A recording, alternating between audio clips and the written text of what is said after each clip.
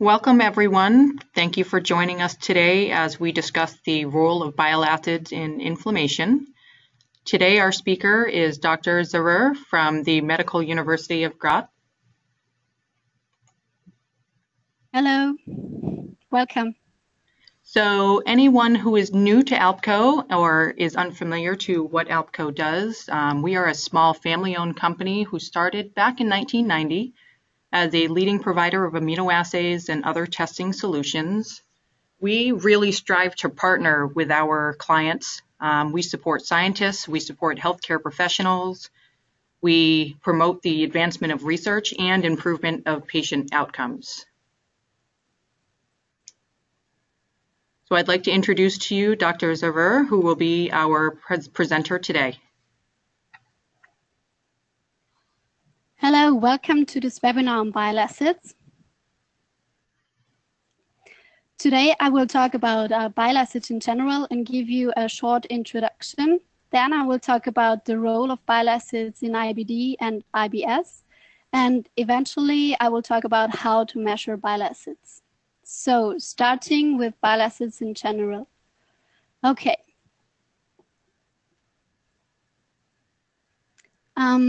Bile acids are steroid carboxylic acids derived from cholesterol. So both molecules share the same structure. They have a 19-carbon backbone forming a 4-ring steroid structure.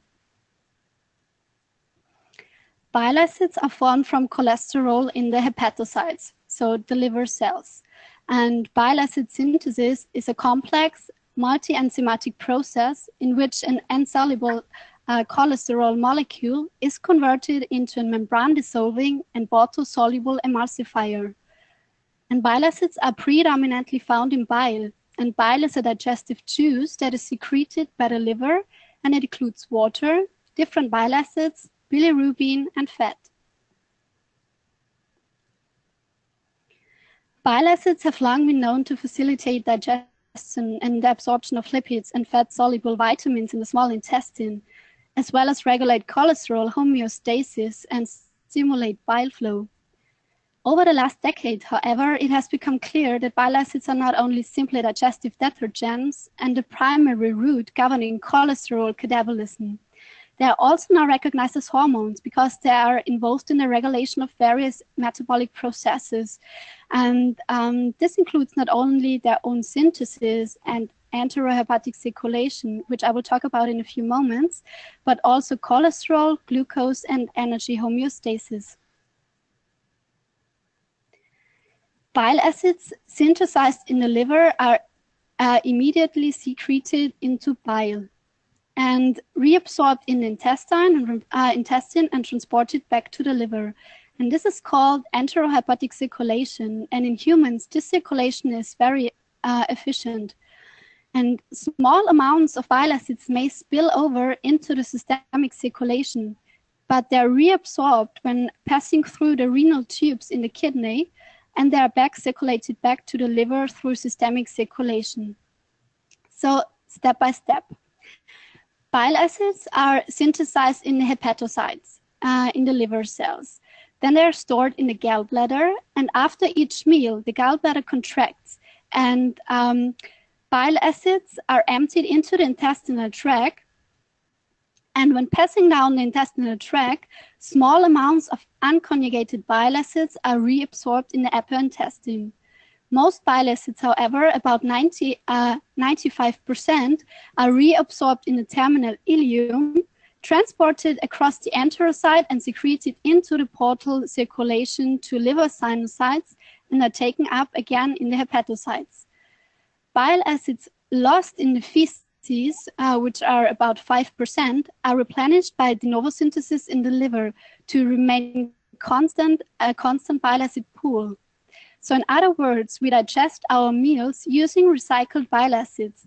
And those bile acids that are not absorbed from the colon are eliminated via the stool.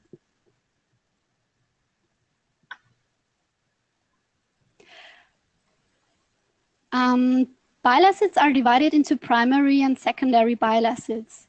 And primary bile acids are those synthesized directly from cholesterol in the hepatocytes. in humans, the most important are cholic acid and chenodeoxycholic acid, which make up 80% of all bile acids. Secondary bile acids are formed from primary bile acids, which have not been reabsorbed from the small intestine. Once they reach the colon, they can undergo several modifications by colonic microbiota to form the secondary bile acids, deoxycholic acid, litocholic acid, and ursodeoxycholic acid, and they make up the remaining 20% of the body's bile acid pool. Before being secreted into the biliary tree, they are almost completely conjugated, up to 98%, with the amino acids glycine and taurine, to form glycoconjugates and tauroconjugates. And conjugated bile acids are molecules with more hydrophilic groups than unconjugated bile acids, therefore with an increased emulsifying capacity. And also, conjugation decreases the cytotoxicity of bile acids. So, we've already learned that bile acids act as signaling molecules. Hence, they act as ligands for nuclear receptors, including the most important one, FXR, but also PXR, CAR, and RXR. And the nuclear receptor for bile acid is FXR. And this FXR plays a key role in the regulation of transporter expression in the enterohepatic circulation. And about the exact transporters, I will talk in a few seconds. So FXR is expressed in large amounts in tissue exposed to high bile acids concentration, which is of course mainly the liver and also the intestine. So FXR is activated by bile acids, its natural ligands. When FXR is activated, it releases FGF19, which is a growth factor secreted in the ileum, which is very important for gut-liver signaling.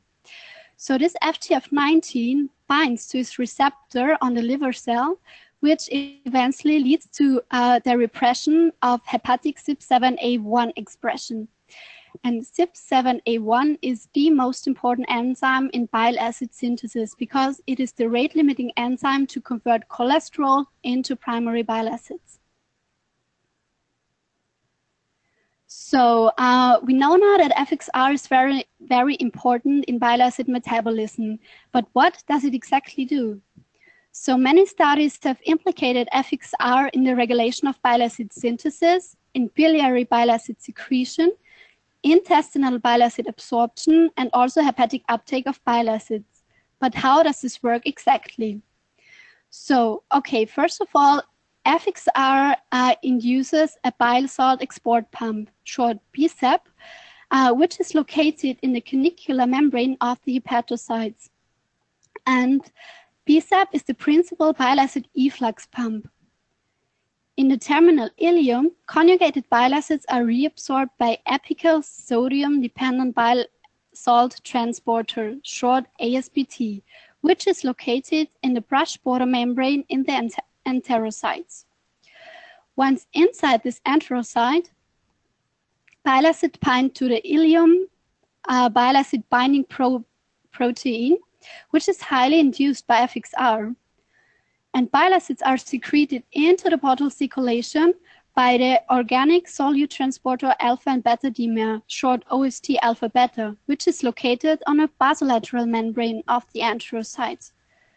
And OST alpha beta appears to be the major bile acid efflux transporter in the intestine. And bile acids are circulated via portal blood to hepatocytes, where a sinusoidal natrium-dependent taurocholate cotransport peptide, or short NTCP, uptakes the bile acids into the hepatocytes. And FXR inhibits NTCP gene transcription. So, FXR really plays a critical role in enterohepatic circulation of bile acids by regulating its bile acid synthesis, biliary bile acid secretion, intestinal bile acid reabsorption and secretion, and bile acid reuptake in the hepatocytes by regulating all these bile acid transporters. And of course, you can imagine that defective regulation of these FXR target genes impairs enterohepatic circulation of bile acids and contributes to cholestatic liver disease. So talking about cholestatic liver disease, FXR acid transcription factor binds to DNA either as a monomer or as a heterodimer with a common partner, for example RXR, to regulate the expression of various genes involved in bile acid, lipid and glucose metabolism. Hence, FXR is also under investigation as a promising target for therapeutic intervention in cholestatic disorders, including PSC, for example. PSC is primary sclerosing cholangitis. FXR activation, however, might also play an important role in NAFLD. And NAFLD is short for non-alcoholic fatty liver disease, and this is the leading chronic liver disease worldwide. So as FXR plays critical roles in mediating metabolic homeostasis and inhibiting inflammatory response, which I will talk about in a few seconds, it is emerging as an ideal target for treatment of NAFLD. And apart from its other possible impact on type 2 diabetes, liver fibrogenesis, and also liver cancer, FXR also plays a role in inflammation. Recently, it has become clear that FXR can downregulate genes involved in inflammation. And under normal conditions, bile acid activated FXR controls bacterial overgrowth and also maintains the epithelial barrier integrity by induction of multiple anti-inflammatory genes. So studies in patients with IBD, inflammatory bowel disease, showed that FXR activation, studies in patients with IBD showed a decreased expression of FXR, and studies in mice with inflammatory bowel disease showed that FXR activation again could protect against intestinal inflammation. Hence, FXR activation by so-called FXR agonists might be a promising tool in IBD. So, talking about IBD, now I will focus a little bit more on IBD and also IBS, especially the role of bile acids in IBD and IBS. First, what is IBD? IBD is inflammatory bowel disease, which includes ulcerative colitis, which can affect colon and rectum, and also Crohn's disease, which can affect the small and or the large intestine. And IBD is a chronic relapsing disorder, which is characterized by an abnormal inflammatory response with mucosal inflammation and tissue damage. And IBD is associated with diarrhea, malnutrition, and weight loss through inhibited absorption of nutrients, electrolytes, and water. The enterohepatic circulation of bile acids critically depends on absorption of bile acids in the terminal ileum and colon, which can be affected by inflammatory bowel disease. And Dr. Yarnold, for example, explored whether IBD alters the expression of intestinal bile acid transporters in both Crohn's disease and also ulcerative colitis. And he clearly showed that IBD was associated with an altered expression of all major bile acid transporters, including ASBT, which is the bile acid transporter responsible for the uptake of bile acid in the intestine. Especially in Crohn's disease with prominent terminal ileum inflammation, so-called bile acid-induced malabsorption, BAM, and bile acid-induced diarrhea are important clinical problems. The molecular mechanisms that underlie this phenomenon are not completely understood, but likely involve alterations of active bile acid absorption and metabolism in the intestine, which eventually leads to increased bile acid de novo synthesis in the liver and also increased bile acid secretion into the gut.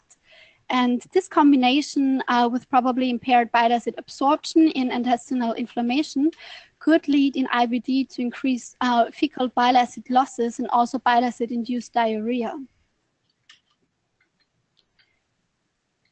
The main treatments for bile acid induced malabsorption are, of course, low-fat diet and taking a medicine that is called bile acid binders. And intraluminal bile acid binders are generally considered as the first-line treatment in bile acid malabsorption. However, poor palatability results also in low patients' compliance. Studies led to the proposal that next to bile acid binders, FXR agonists may be efficient in the treatment of bile acid malabsorption. Okay, bile acid-induced malabsorption is not only common in IBD, but also in IBS, which is irritable bowel syndrome. And irritable bowel syndrome is one of the most common functional gastrointestinal disorders in Western countries. It all starts with a more or less simple traveler's diarrhea, and acute gastrointestinal infections leading to this post-infectious irritable bowel syndrome occurs in approximately 7 to 31% of IBS cases after the exposure to enteropathogens, usually bacterial, and often developed during a period of travel, especially to non-industrialized areas such as Latin America, Africa, and Southern Asia. And a meta-analysis suggested about 10% of patients suffering from IBS with diarrhea have a severe bile acid malabsorption.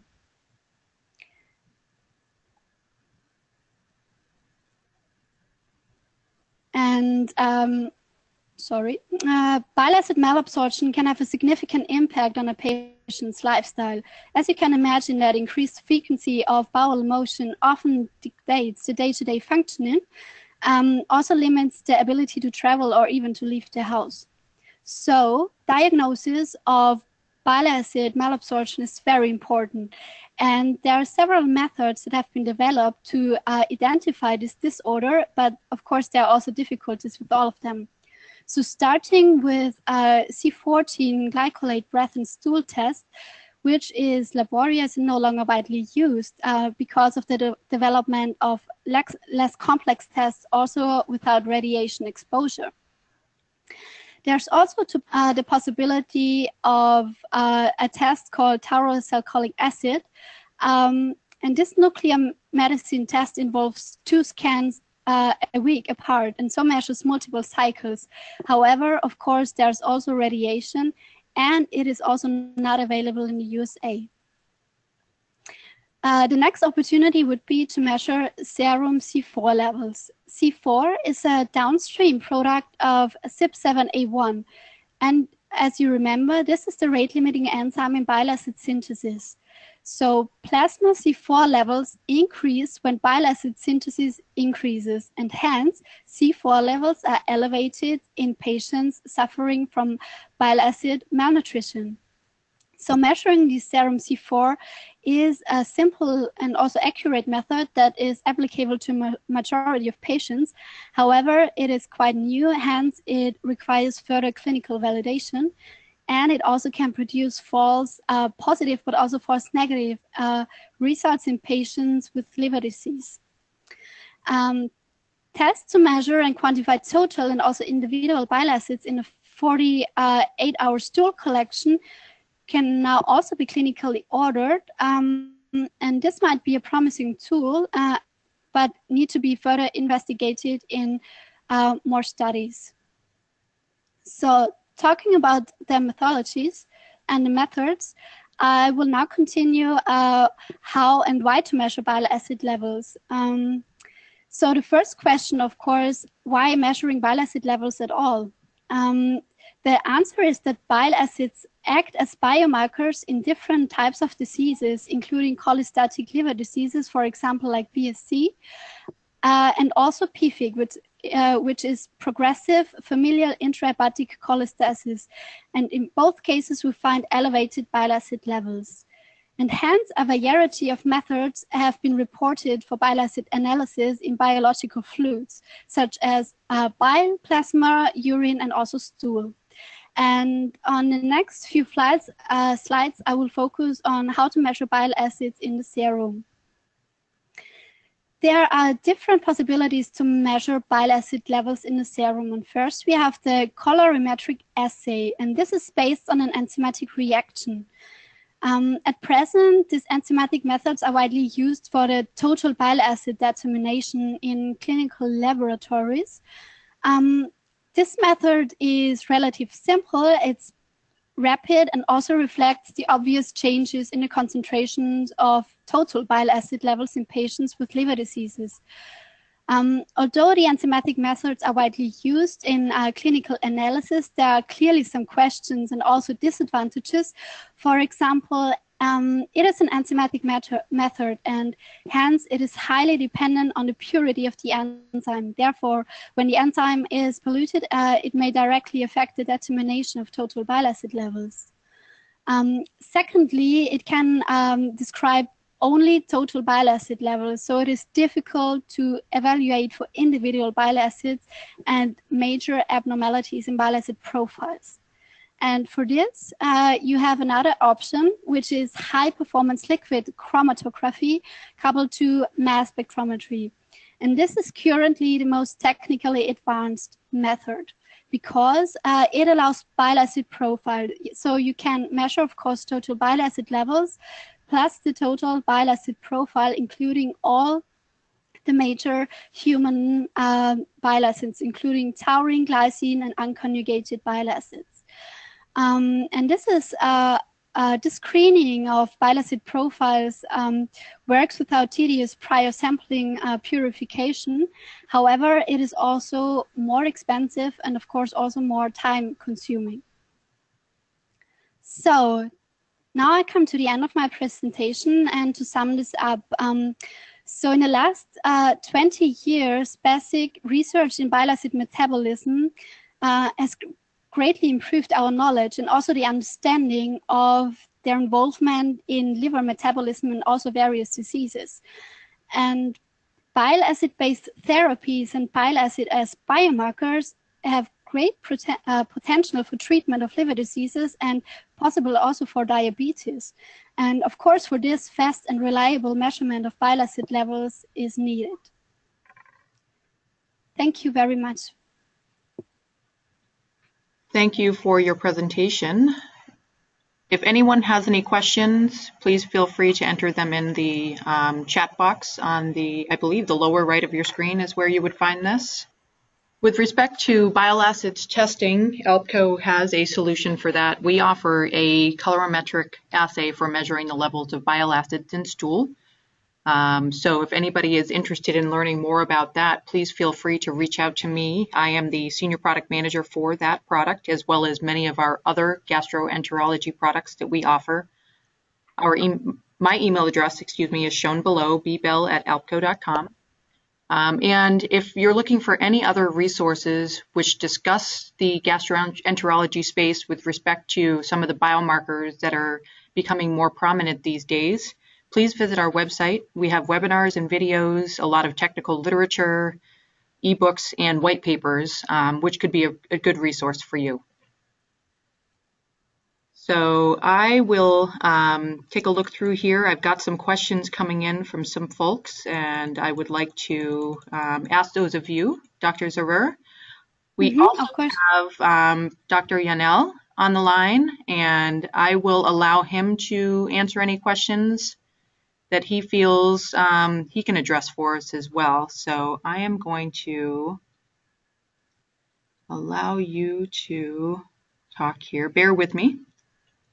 So, Dr. Zöhrer, you discussed the role of bile acid malabsorption in post-infectious IBS, and I was wondering if you could tell us a little bit more about the underlying mechanisms for bile acid malabsorption. Of course, this is a good question, but the problem is that the mechanism underlying the development of PI-IBS are not fully understood, but are believed to include, on the one hand, persistent subclinical inflammation, then changes in the intestinal permeability, and also alteration of the gut flora. And bile acid malabsorption occurs because due to the inflammation in the intestine, and hence bile acid transporters, including ASPT, are downregulated. And hence bile acids cannot be reabsorbed, and this eventually leads to diarrhea.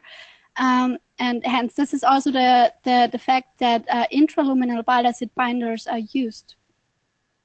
Okay, thank you. Another question is, are all bile acids FXR agonists? This participant has read that mice microbiota produce an antagonist, and they're curious if all bile acids are FXR agonists. Concerning that, is a really good question. It is that some bile acids are more affected to FXR, and some bile acids are less affected. For example, chenodeoxycholic acid is very affected to bind to FXR. Okay. Thank you. Yes. Another question would be, you discussed a little bit about FGF19. Would you consider FGF19 also to be a marker of bile acid malabsorption? So FGF19 levels can also be measured in the serum, like serum bile acid levels, and this is also quite a new marker. So it may have a value in the recognition of the disease, and also might be important in the prediction of the response. However, human FGF19 normally varies during the day with the meals, and it is also very new, so it also needs to be further evaluated. Okay. Are you aware of bile acids being secreted from other organs outside of the liver, such as the lungs? No, so bile acids are synthesized in the liver and they undergo circulation. I've talked about that bile acids can go into systemic circulation, but they also break via the renal tubes back to the liver. So it's just the liver where they're synthesized. Okay. So I'm taking a read through here. It looks like Dr. Yanel is having difficulty with his microphone, and I've got a couple of questions here that I know that he would be able to answer. The first would be, do you have any information regarding reference ranges in adults for bile acid diarrhea? We will get back to you with an email to let you know what the response is to this. And then there are a couple of other clinical questions, which I know we can probably kick over to Dr. Yanel, and again, we can email you with the follow-up on that. I do have one more question here. It just came up. When would you choose to run the enzymatic assay over the HPLC assay? Kind of what order do you do these in? How do you choose which one to use in your studies? Of course, first it would be the enzymatic reaction test, because it is simple, it is cheap, it runs in routine, and you can measure total bile acid levels, which in the first step is totally fine. If you want to go, of course, into more detail and look at the bile acid profiles, which is very important for patients which really have a liver disease, it is important to go into more detail using high-performance liquid chromatography, coupled to mass spec spectrometry. I mean, it's more expensive, and it's also more time-consuming, but is really the most sensitive method to measure bile acid and bile acid profiles, and is also reproducible. So this is the order I would do it. Okay. Well, I think that's probably, it looks like all of the questions have been answered. And like I said, if there are any clinical questions, we will get back to you in a private email. I'd like to thank everybody for their attention today, and thank Dr. Zöhrer for a very informative presentation. Thank you very much for listening. Thank you.